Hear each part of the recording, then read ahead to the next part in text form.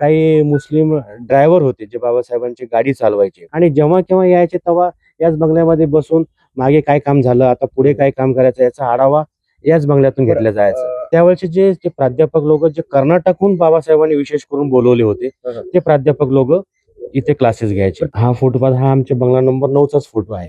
हा 1950चा आहे. हा बंगला मोडकळीस आलेला आहे, पण याला रिपेअर करायसाठी बी लष्कराची परवानगी लागते. प्रशासनाने लक्ष दिलंच पाहिजे, कारण की इतिहास हा आहे आणि बाबासाहेबांची कर्मभूमी मराठवाडा जो समजला त्याची कर्मभूमी मेन म्हणजे छावणी. भारतरत्न महामानव डॉक्टर बाबासाहेब आंबेडकर यांची 135वी जयंती आहे आणि या 135व्या जयंतीनिमित्त आज आपण आलेलो आहे छत्रपती संभाजीनगर शहरातील छावणी जो परिसर आहे बंगलो नंबर 9 मध्ये.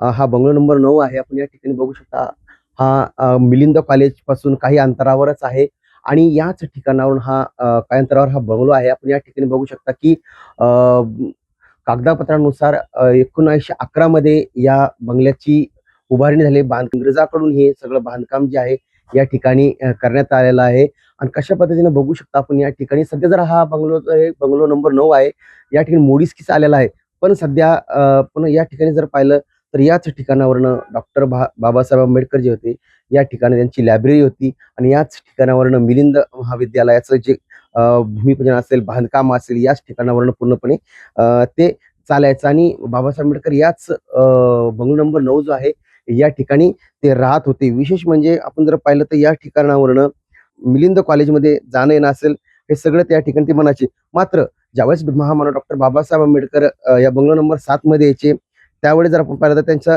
त्यांच्यासाठी जेवण बनवण्यासाठी कौशल्याबाई गोरे ह्या त्यावेळेस त्यांच्यासाठी स्वयंपाक बनवायच्या आणि आपण जर पाहिलं तर ते याच्यावर बोलण्यासाठी आपल्यासोबत या ठिकाणी सुधीर खैरे जे आहे ते आपल्यासोबत या ठिकाणी आहे. म्हणजे कौशल्याबाई ज्या होत्या त्यांच्या मावशी होत्या आणि त्यानंतर इथून स्वयंपाक बनवणं असेल किंवा ते बनवायच्या. मला सांगा,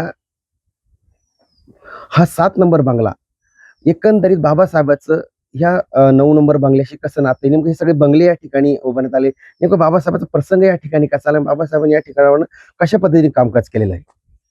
विशेष करून इथं बाबासाहेबांच्या संपर्कात आलेले 4 बंगले आहेत, ज्यामध्ये बंगला नंबर 7 आहे, बंगला नंबर 8 आहे, बंगला नंबर 10 आहे. त्यापैकी बंगला नंबर 9 मध्ये स्वतः बाबासाहेबांचं वास्तव्य राहायचं. बंगला नंबर 7 मध्ये त्यांनी जे प्राध्यापक लोक शिकवण्यासाठी बोलवले होते त्यांचे वास्तव्य आणि काही क्लासेस तिथं चालायचे. त्यानंतर बंगला नंबर 8 मध्ये विद्यार्थ्यांसाठी वसतिगृह होतं आणि बंगला नंबर 10 मध्ये कुकरी म्हणजे मेस तिथं चालायचं. असे एकंदरीत हे 4 बंगले होते. त्यापैकी बंगला नंबर 9 हा एक आहे. जेव्हा जेव्हा बाबासाहेब आंबेडकर औरंगाबाद तत्कालीन आणि आताच संभाजीनगरला जेव्हा यायचे ते मग 8 दिवस 10 दिवस जेव्हा राहायचे तेव्हा त्यांचं वास्तव्य ह्याच बंगला नंबर 9 मध्ये असायचं. आणि जेव्हा ते इथं असायचे त्यावेळेस त्यांचा स्वयंपाक करण्यासाठी माझी मावशी, जिचं नाव होतं कौशल्याबाई गोरे, हे इथे यायची आणि बाबासाहेब ज्या प्रकारे सांगतील, जर कोणी पाहुणे येणार असतील तर राऊंड टेबल जेवण कसं करायचं, नॉनव्हेज जेवण कोणतं पाहिजे, व्हेज जेवण कोणतं पाहिजे, हे जे सांगेल त्याप्रमाणे माझी ती मावशी करायची. त्याचप्रमाणे माझी आई सुद्धा इथे त्यावेळेस यायची. माझ्या आईचा बी बाबासाहेब आंबेडकरांचा एकदम जवळून संपर्क आलेला आहे. तसेच छावणी परिसरातील अनेक लोक जे होते ते बाबासाहेबाचे. तसे आमचे एक माजी उपाध्यक्ष संजय गारोल, त्यांचे वडील होते बाबूलाल गारोल. ते बाबासाहेबांचे कटिंग आणि केस कापण्यासाठी ते ह्या बंगल्यामध्ये यायचे, कारण की त्यांना बाबासाहेबांना सोल्जर कट हे खूप आवडायचे. तर ते कधी आले तर विशेष करून ते बाबूलाल यादवला बोलून घ्यायचे की भाई बाबूलाल यादव को बुलाओ, कटिंग करना है. तर बाबूलाल यादव सुद्धा याच बंगल्यामध्ये येऊन बाबासाहेबांची कटिंग वगैरे करायचे. तोपखान्यामधले काही टेलर होते, त्यांनी बाबासाहेबांचे त्यावेळेचे कोट वगैरे शिवलेले आहेत. काही मुस्लिम ड्रायव्हर होते जे बाबासाहेबांची गाडी चालवायचे आणि कॉलेजचं बांधकाम चालू असताना जे मजूर होते ते सगळे प्रॉपर छावणीतलेच होते. म्हणून बाबासाहेबांचा इथं घराघरात संपर्क आलेला होता. म्हणजे मजुरापासून तो त्यावेळेचे प्रतिष्ठित नागरिक असतील, व्यापारी असेल, या सर्वांचा संपर्क बाबासाहेबांचा होता. आणि बाबासाहेब प्रत्येकांना आस्थेवाईकपणे विचारपूस करायचे आणि जेव्हा केव्हा यायचे तेव्हा याच बंगल्यामध्ये बसून मागे काय काम झालं, आता पुढे काय काम करायचं याचा आढावा याच बंगल्यातून घेतला जायचा. आढावा याच बंगल्यातून घेतला. बाबासाहेब आंबेडकर ज्यावेळेस इथं असायचे त्यावेळेस इथे या ठिकाणी काही ट्युशन सुद्धा आणि काही म्हणजे क्लासेस सुद्धा बाबासाहेबांनी त्यावेळेस घेतलेले. तो काय प्रसंग आहे? ह्या बंगल्या नंबर 9च्या मागच्या बाजूला बऱ्याचशा खोल्या आहेत. हा खूप मोठा बंगला आहे. साधारणतः एक 6-7 हजार स्क्वेअर मीटरचा एक बंगला आहे. त्याच्या ह्या बंगल्यामध्ये बऱ्याचशा खोल्या राहायच्या. त्या खोल्यामध्ये वेगवेगळे विषयाचे क्लासेस चालायचे आणि 7 नंबर मध्ये काही विशेष क्लासेस जायचे. तर 7 नंबर मध्ये आता जे त्यावेळेचे विद्यार्थी होते त्यांच्याशी जेव्हा मी संपर्क केला त्यांना सांगितलं की बाबासाहेब स्वतः सायकोलॉजी शिकवायचे बंगला नंबर 7 मध्ये. जेव्हा यायचं ते एखादा पिरियड स्वतः बाबासाहेब घ्यायचे बंगला नंबर 7 मध्ये आणि त्यांचे क्लासेस इथं चालायचे. क्लासेस कोण कोण घ्यायचे? त्यावेळेचे जे प्राध्यापक लोक जे कर्नाटकहून बाबासाहेबांनी विशेष करून बोलवले होते ते प्राध्यापक लोक इथे क्लासेस घ्यायचे. पुढे मग त्यांचं कसं?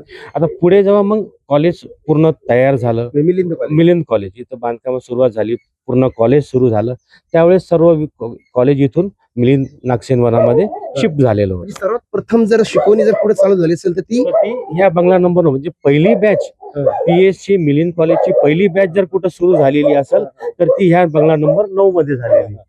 हा बंगला नंबर 9 आहे. आपण मध्ये बघू शकतो कशा पद्धतीनं हा बंगला जो आहे नक्कीच आपण जर पाहिलं तर हाच याच ठिकाणावरनं डॉक्टर बाबासाहेब आंबेडकरांची या ठिकाणी महात्मा फुले आणि डॉक्टर बाबासाहेब आंबेडकरची प्रतिमा देखील लावलेला आहे. आपण या ठिकाणी बघू शकतो वरच्या जर वर बघितलं आपण तसं ही कौल यावरती आहे आणि अशा पद्धतीचा हा 9 नंबर बंगला आहे आणि डॉक्टर बाबासाहेब आंबेडकर याच ठिकाणी याच बंगल्यात वास्तव्यात राहायचे आहेत. या ठिकाणी बघू शकता की मधी जो आहे हा बंगला आहे. तर काय सांगाल पुढे? हा जो परिसर आहे या ठिकाणी बाबासाहेबांची लायब्ररी राहायची. इथं त्यांची पुस्तकं त्यांचं लिखाण काम याच ठिकाणी चालायचं. बरंचसं संविधानाचं लिखाण त्यांनी याच भूमीवरती केलेलं आहे. आता थोडं मॉडिफिकेशन केलेलं आहे. पण इथं पाहू शकता तुम्ही 3 दरवाजे आहेत. एक दरवाजा, हा एक दरवाजा आणि याच्या मागे एक आणि याच्या मागे आणखी एक मोठा सेंट्रल हॉल आहे ज्या ठिकाणी आलेल्या पाहुण्यांचं स्वागत व्हायचं, जेवण खावण व्हायचं. तो याच्या पाठीमागे आणि त्याच्या पाठीमागे बेडरूम वगैरे आहेत जिथे बाबासाहेब स्वतः राहायचे. पण विशेष करून जास्ती वेळ त्यांचा या ठिकाणी जायचा कारण की या ठिकाणी बाबासाहेबांनी लायब्ररी उघडलेली होती. पण मला सांगा आता लायब्ररी या ठिकाणी अभ्यास करायचं म्हणतात तुम्ही, बाबासाहेब आंबेडकर त्यावेळेस लाईटचं वगैरे सगळी व्यवस्था नव्हती. मग सुद्धा तुम्ही पाहू शकता की त्यावेळच्या कौलारू मध्ये 2-3 ठिकाणी काचेच्या कविल्स लावलेल्या होत्या ज्यामधून सूर्यप्रकाश मोठ्या प्रमाणात आतमध्ये यायचा आणि संध्याकाळच्या वेळेस दिवाबत्ती लावली जायची. पण दिवसभर सूर्यप्रकाशाच्या मुळे ह्या हॉलमध्ये आता बी बघा तुम्ही लाईटने पण प्रकाश भरपूर प्रमाणात येतो. ह्या कौलारू मध्ये काही बघा 2-3 ठिकाणी काचेचे कौल्स लावलेले आहेत आणि त्याच्यातून प्रकाश आतमध्ये यायचा. बरं मला सांगा हा बंगला जो आहे हा बाबासाहेबांपर्यंत कसा पोहोचला नेमकं? त्यांचे जे त्यावेळेचे सहकारी होते जेव्हा बाबासाहेबांनी काही दिवस अगोदर इथं पूर्ण पाहणी केली आणि बाबासाहेबांनी त्यांच्या सहकार्याला त्यावेळेचे गायकवाड सर होते, भारसाकळे रुंजाजी भारसाकळे हे त्यांचे जे सेवक होते त्यांच्यावरती विशेष करून ही जबाबदारी दिली होती. मग त्यांनी काय केलं तर हे बंगले कुणाच्या मालकी हक्काचे होते. त्यावेळेचे श्रीमंत असलेले काही मारवाडी परिवार होते, काही पारसी परिवार होते, काही मुस्लिम परिवार होते. त्यांनी ब्रिटिशांकडून हे बंगले रजिस्टर्ड खरेदी केलेले होते आणि त्यांच्या ताब्यात होते. पण भारसाकळे सर त्यांचे सहकारी यांनी त्या लोकांशी संपर्क करून भाडे तत्वावरती हे बंगले त्यांच्याकडून घेतले होते आणि भाडे तत्वावरती घेतल्यानंतर मग इथं त्यांचे सहकारी बी राहायचे आणि जेव्हा जेव्हा बाबासाहेब आंबेडकर औरंगाबादला यायचे तेव्हा त्यांचं वास्तव्य इथं होतं. आणि ह्या साईडला ज्या खोल्या होत्या त्या खोल्यामध्ये जे विदर्भातून मराठवाड्यातून विद्यार्थी आले होते त्यांची क्लास इथं सुरू केले आणि बंगला नंबर 8 मध्ये त्यांच्या राहण्याची व्यवस्था होती. आता ते विद्यार्थी आज आता त्याच्या आम्हाला मागे 2 वर्षापूर्वी आम्ही एक कार्यक्रम घेतला होता त्यामध्ये त्या पहिल्या बॅचचे 15 विद्यार्थी आम्हाला मिळाले होते. आता त्या 15 विद्यार्थ्यापैकी बी काही लोक आज दिवंगत झालेले आहेत. थोडे बहुत काही लोक आज रोजी हयात आहेत.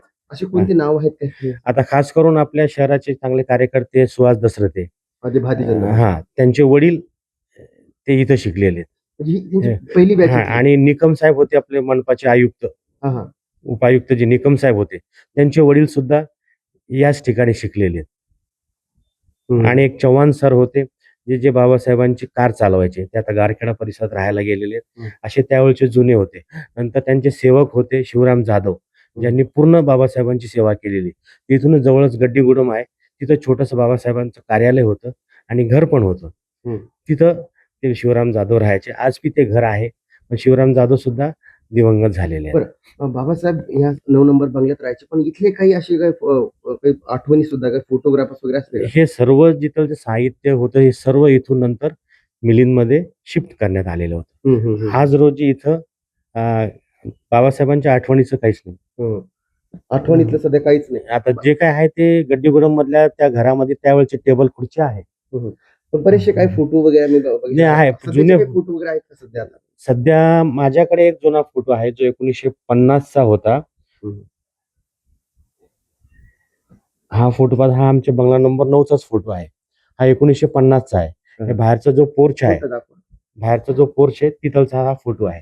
नक्कीच आपण पाहिलं तर आता हा जो सध्याचा परिसर आहे 9 नंबर बंगला आहे आणि त्याचा सध्याचा जो फोटो आहे जो आपल्याला खरे साहेबांनी जो फोटो दाखवलेला आहे ताई, हा फोटो जो आहे एकंदरीत आता कुठला आहे नेमका आपण सध्या पुण्या बाहेर या ठिकाणी आलेलो हा फोटो या नेमका कॉर्नरचा, ह्या कॉर्नरचा एक आणि जुने काही फोटो आहेत. नक्कीच नक्कीच नक्कीच आता हा हा बघू शकता की हा या इथे pillar हा जवळ. हा हा आता हा फोटो हा फोटो आहे. आपण आता हा फोटो जर बघितला आपण तर बघा ही मागची जी पिलर्स आहेत ही सगळी खांब जी आहे ही खांब या ठिकाणचीच आहे आणि बाबासाहेब आंबेडकर हे समोर या ठिकाणी बसले दिसतात हा, या ठिकाणी या बसलेले ठिकाणी बसलेले आहे आणि हा इथला फोटो आहे मात्र आता त्या फार जुना फोटो आहे किती आहे. वर्षापूर्वीचा 1950 चा फोटो हा 1950 चा फोटो आहे आणि अशा पद्धतीचा सध्याला पण हा मोडकळीस आलेला 9 नंबर बंगला आहे आणि सध्या तर हा फोटो जर पण ही आठवण बाबासाहेबांची या ठिकाणची सध्या या ठिकाणी पाहायला मिळते. आहे. आता हा बंगला मोडकळीस आलेला आहे, पण याला रिपेअर करायसाठी बी लष्कराची परवानगी लागते. हम्म. जोपर्यंत डिफेन्स लष्कर विभाग परवानगी देत नाही तोपर्यंत त्याला रिपेअर करता येत नाही, हा नियम आहे. आणि आता आम्ही इथं जे राहतो, आता माझा जन्म सुद्धा इथंच झालेला आहे. आज इथं 60 वर्ष माझं वय आहे. 60 इथं माझा जन्म झालेला आहे. पण इथं काही करायचं असलं तर लष्कराच्या परवानगीशिवाय करता येत नाही. एक नियम असा आहे की जर मोडकीस आलं तर छावणी परिषद ही रिपेअर करू शकते, पण छावणी परिषद सुद्धा या गोष्टीकडे लक्ष देत नाही.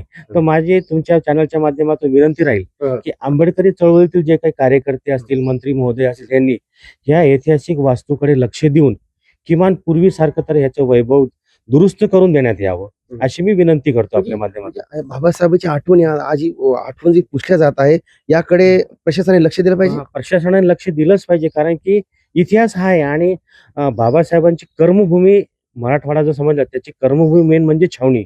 आणि छावणीमध्ये मुख्य म्हणजे सुरुवात जी झालेली आहे ती बंगला नंबर 9 मधून झालेली आहे.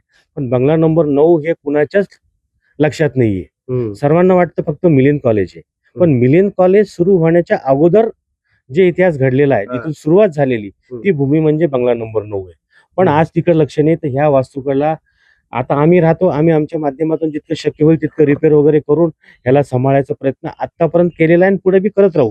पण इकडे प्रशासनाने लक्ष देऊन ही वास्तू जतन करण्याची नितांत गरज आहे. खूप खूप धन्यवाद खरे साहेब.